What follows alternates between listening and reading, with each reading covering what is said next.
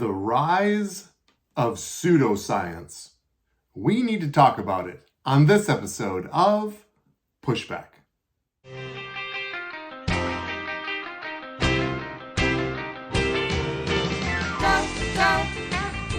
Go, Jonny, go, go. Go, Jonny, go, go.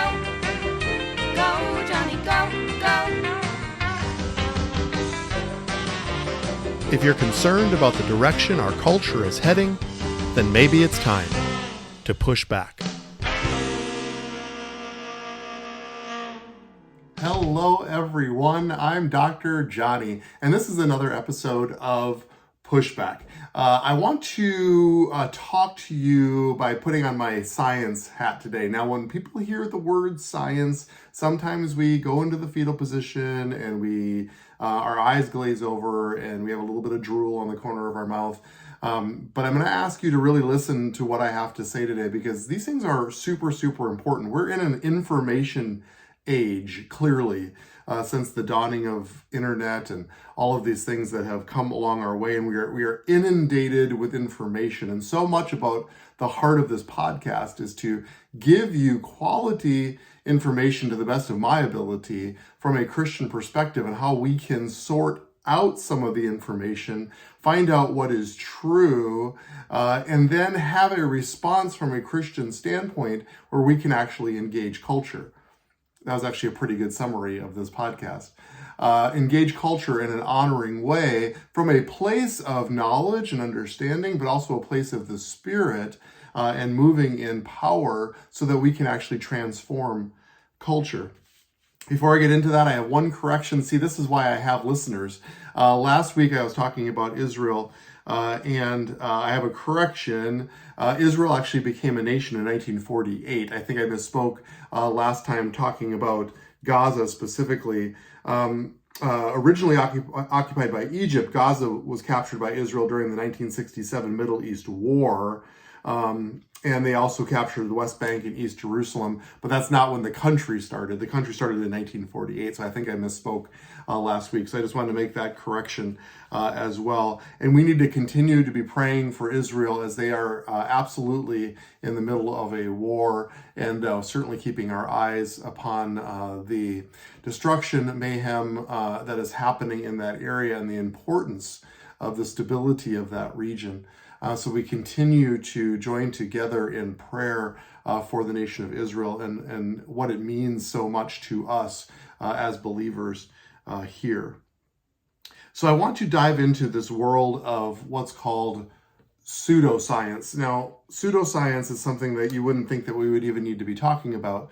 But it has become much more prevalent, especially in this world where information, again, is rolled out so quickly and provocatively. And what I mean by that is, you've heard me say this so many times, it's all about clicks and getting noticed and getting published versus what is completely true. I talked about this at length over the last month about climate change and had such good interaction even with listeners regarding that place of compassion and understanding about our environment versus finding and really digging into what is true science and what is being conveyed to us and being, can I use the word, regurgitated to us as truth. We need to dig in and find out whether it really is true science. Now, there's a medical world, there's a psychiatric world. Now, the psychiatric world I want to get into briefly in this podcast and the next. I have a great article which I want to break down next week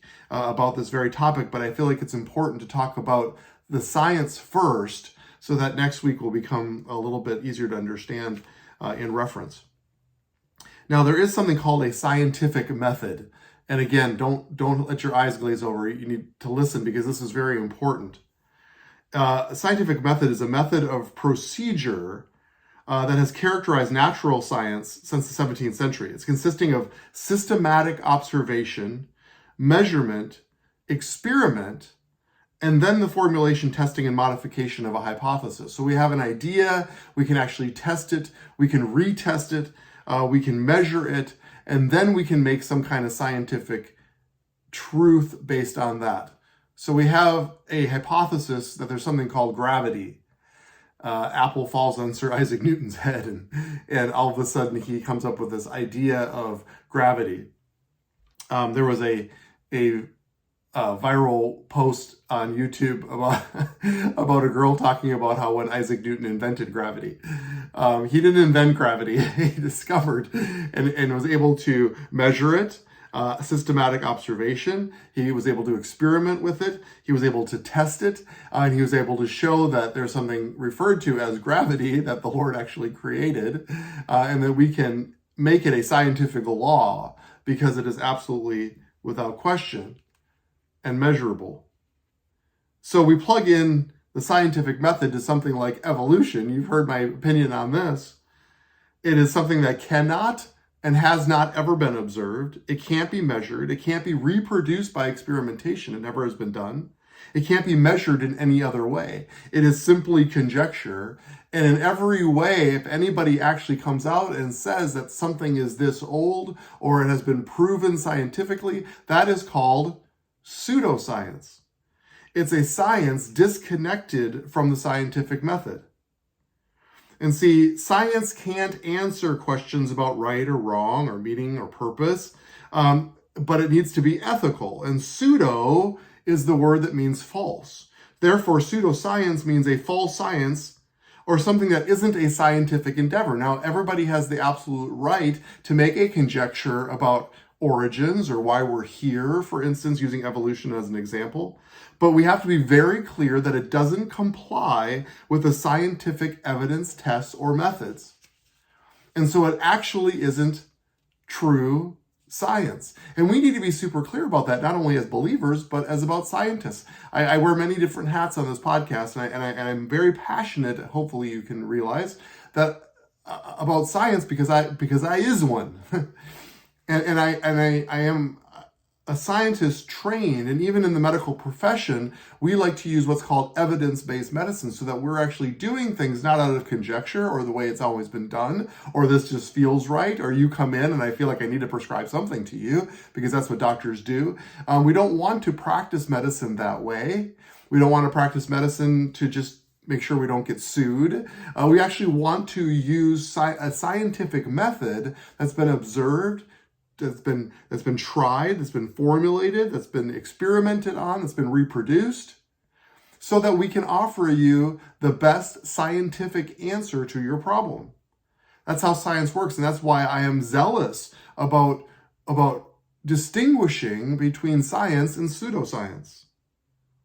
It's very, very important. I think it's super important culturally to how and where we live and the way that we interact. And it's become even more important, I believe, when we have layers of social media rolling out information to us that we can actually discern as a people group, as human beings, as the ones who are the consumers of information, that we can actually discern what is true, what is real science, and what is pseudoscience.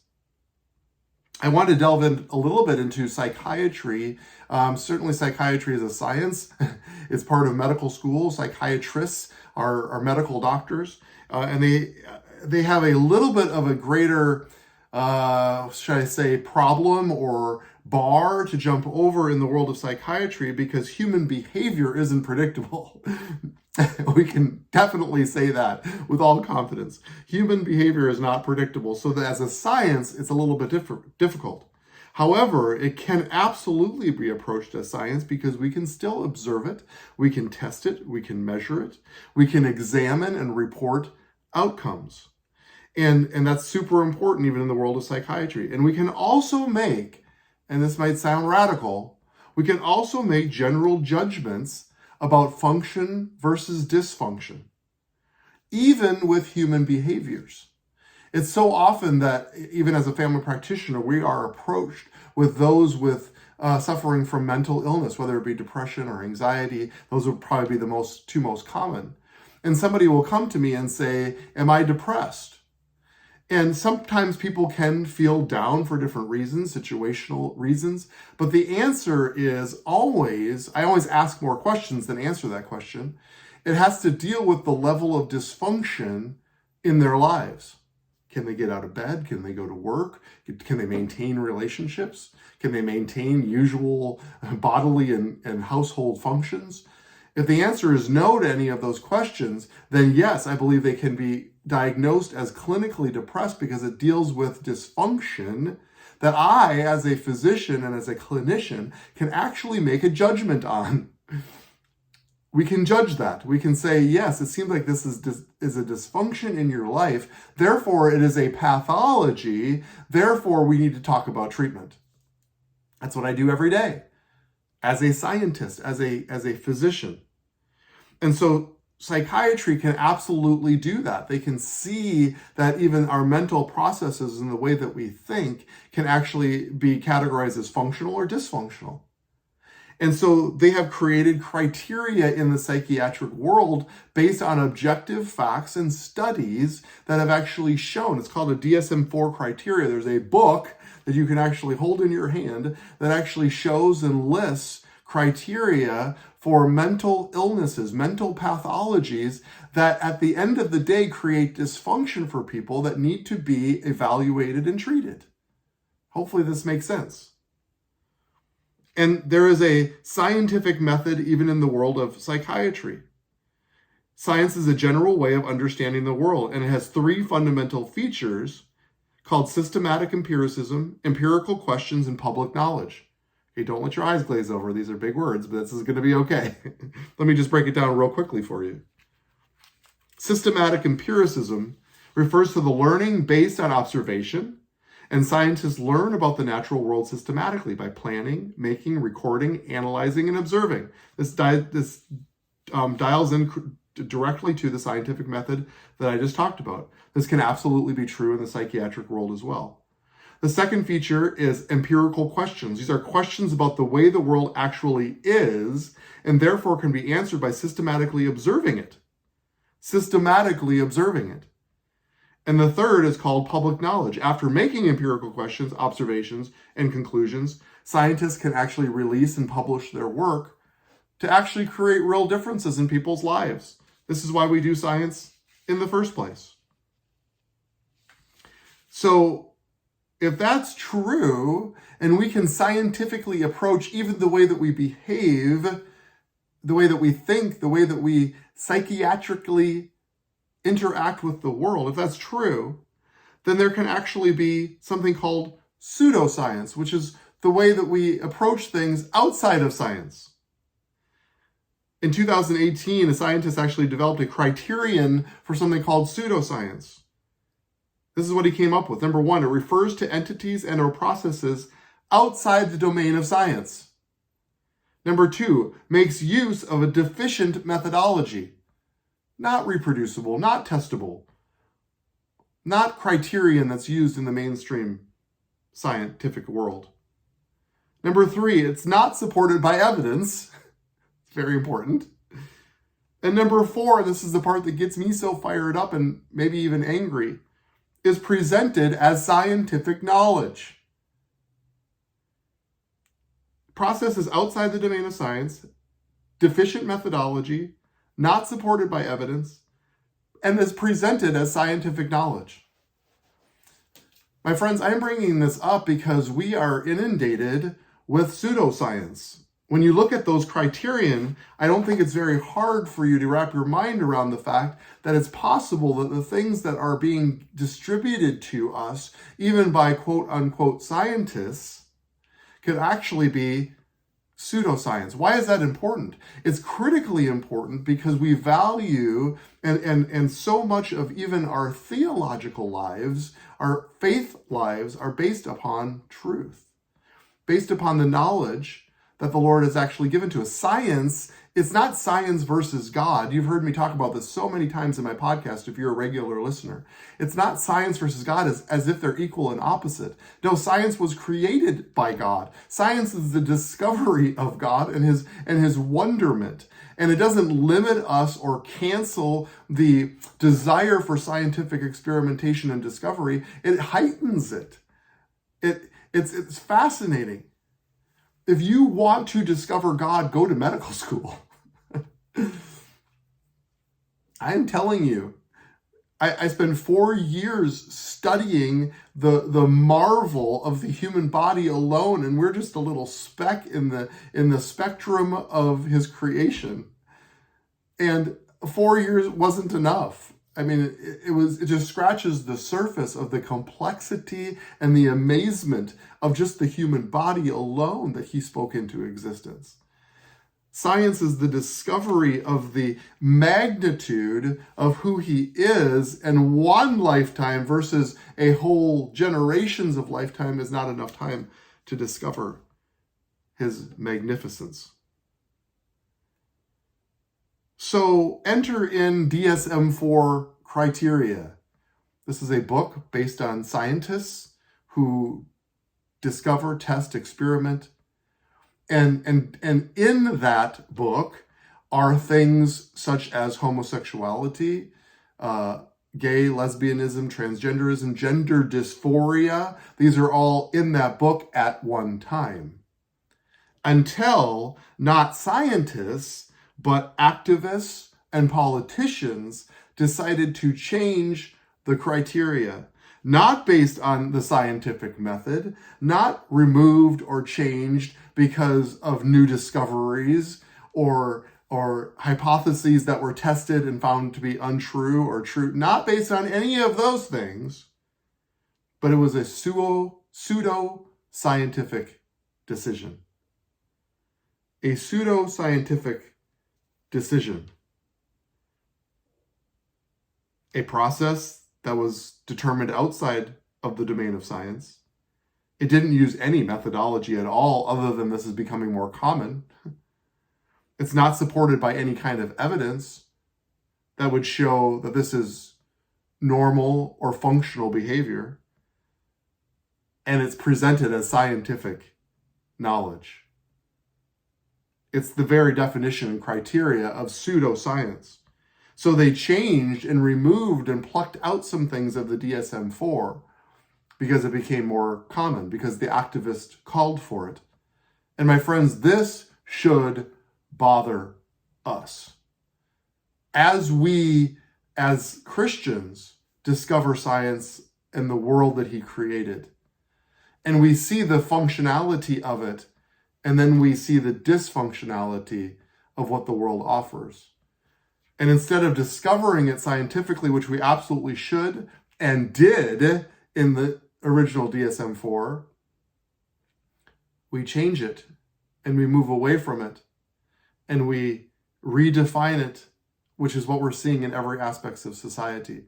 Not scientifically redefining things, but pseudo-scientifically redefining things based on commonality, based on voting blocks, based on gender identity, based on race identity, based on all of these groups that the progressive, liberal society has indoctrinated onto us, and they call it normal. They call it science, which should actually make the hairs on the back of our neck stand up. Because you can be bold and brazen enough to call some of these things societally acceptable woke ideologies, but to delve into the realm of science is dangerous and unethical. It's unethical. In fact, I hope you'll notice, and we're going to talk about this more next week. As I said, I really wanted to dive into this even at a greater level, that the word dysphoria, a la gender dysphoria, is trying to be normalized in our society as something that should be embraced. It's a normal life. We can live with dysphoria. Gender dysphoria, let's not be afraid of that. Let's put that into our normal vocabulary so that we're not afraid of it, that we're not trying to end it or move or marginalize it. We're trying to create a normalcy around it. My friends, can I tell you the definition of the word dysphoria? It's generalized dissatisfaction with life. How paralyzing and sad is that definition if we as a society are trying to normalize that word? It makes me weep. There's such great sadness connecting to a world or a society that's trying to normalize dysphoria, a generalized dissatisfaction with life. It's not what I want for me, for you, for my children. It's not what anybody wants. If somebody's suffering from gender dysphoria, they have a generalized dissatisfaction with their life. It's not what I want. And hormone therapy and sex change surgery isn't going to change that. No, there is a DSM-4 criteria for that scientifically shows that it's dysfunctional. And we as scientists, we as believers, we as caring, compassionate people of our culture need to be able to inject ourselves into the lives of people who are suffering from dysphoria and release life and hope and real answers so that they have a hope and a satisfaction in life. See, I believe that there is a petri dish of life over the last 50 years, starting with the sexual revolution, live by how you feel, relative moralism. We've been living in this for 5 to 6 decades in our life. And my question for you is, how is this working for us? The statistics show that we are worse off than we have ever been. This was the promise of freedom, the promise of liberality, the problem of living free in how we want to. Nobody tells us how to live. There was a promise of this utopia that would result from people finally not having to live under constraints of moralism. How is that working out for us? I can show you, I can spend hours showing you the statistics of hopelessness and dysphoria that has swept through, especially the young generation, but every generation since that time. It's not working. And it's time for a new plan. It's time for reforming. I believe that the conditions are so ripe for a spiritual reformation to sweep over our country, because the young people especially are so dysphoric. They're so dissatisfied with life. And good news at the end of this podcast, we have an answer. We have an answer. There's no fear because we actually have an answer. To solve a problem, we have to identify a problem. And scientists are part of the problem. They don't have to be. I believe my medical profession is involved in bringing healing to people, and I have reconciled that in my life, that it is ministry in every way. But if we are feeding them a bill of goods, and we are turning our back on people, and we are normalizing dysfunction, then we also are part of the problem. That's what this podcast is about, to bring awareness, cultural awareness. And I believe that we can actually challenge every profession, no matter what profession you are in, whether you're an accountant or a garbage man or a physician or a scientist, it doesn't matter. You should be held accountable to make sure that you are doing what you are trained to do and paid to do. And the same is true for scientists, science teachers, and science instructors. They need to be held accountable for what they are paid to do and what they are trained to do. Or they can simply accept the fact that they are not scientists, but they are pseudoscientists. And if they want to put that hat on and run with it, then I'm actually comfortable with that, because that's truth. What I am dealing to you isn't actually true. It's not based on any experimentation or training or reproducibility. It has nothing to do with that. It's just simply pseudoscience. That's actually an honest approach to the world and to culture, and I would actually honor that. But that's not what's happening. It's being released as scientific knowledge, one of the precepts of pseudoscience. And that needs to be held accountable. In order to hold people accountable, we actually need to have the knowledge as scientists to actually we don't need to have the knowledge as scientists. We need to have scientific knowledge enough to show that what they are conveying to us does not follow a scientific method. That's the extent of the knowledge that we need to have, is prove to me through the scientific method that what you are telling me is true. That's holding them accountable. And I don't care if it's somebody from MIT or your local science teacher.